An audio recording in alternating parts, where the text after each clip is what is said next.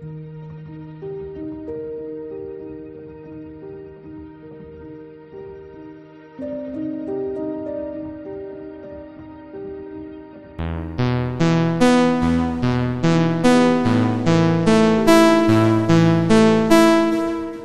few moments later. Ganda siya. Kagabi, sabi ko, naka-online ka, pero di ka naman nag-chat. Ha? Naka-online ka. Mga nag-green tapos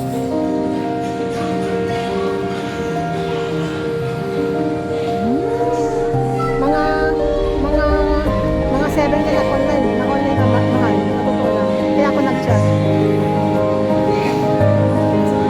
Ano bang ginawa ninyo? Nag-ginawa?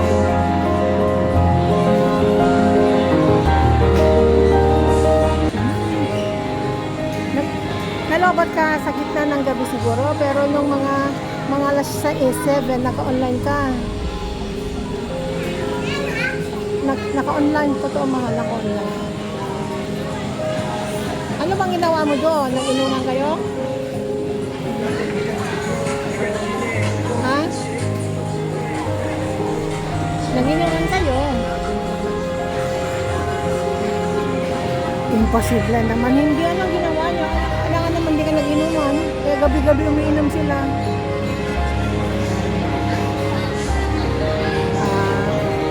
Anong ginawa mo? Natulog? Super fun. So, anong oras ka na umuwi?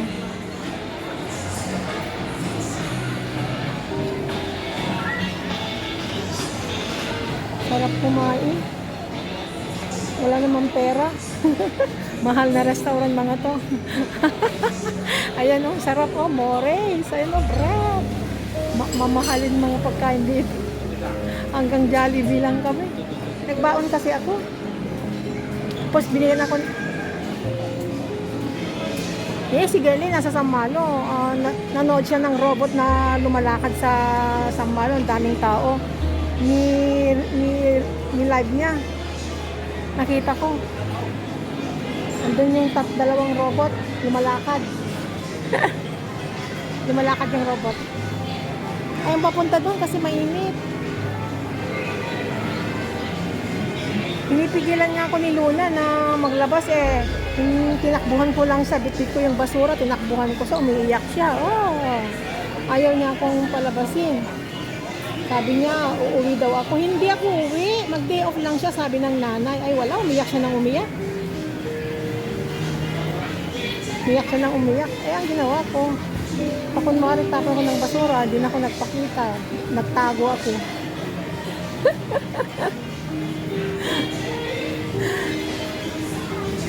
Nagtago ako.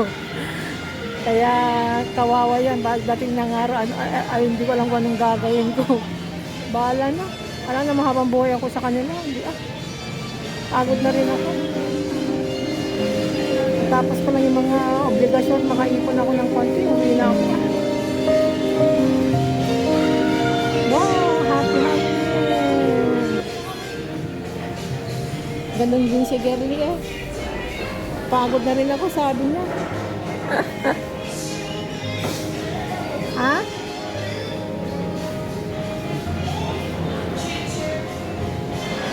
Mahal.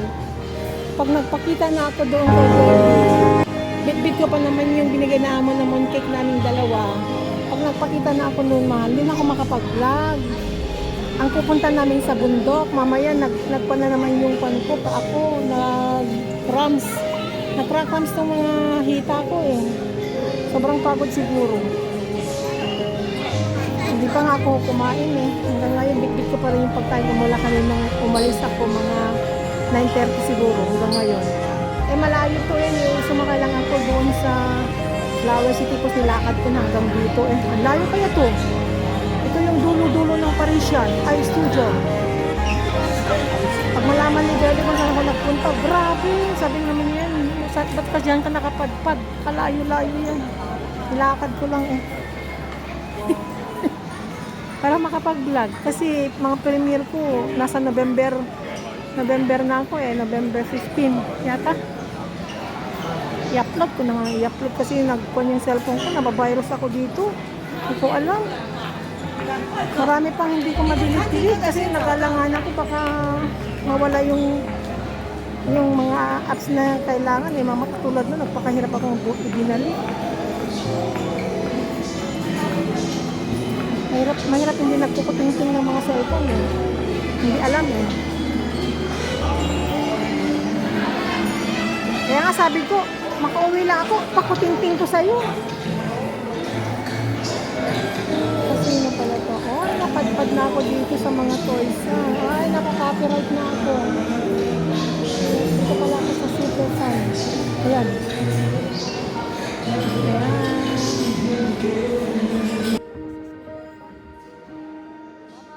Alam mo mahal, nag-vlog lang ako hanggang 5 minutes, 6 minutes na lang.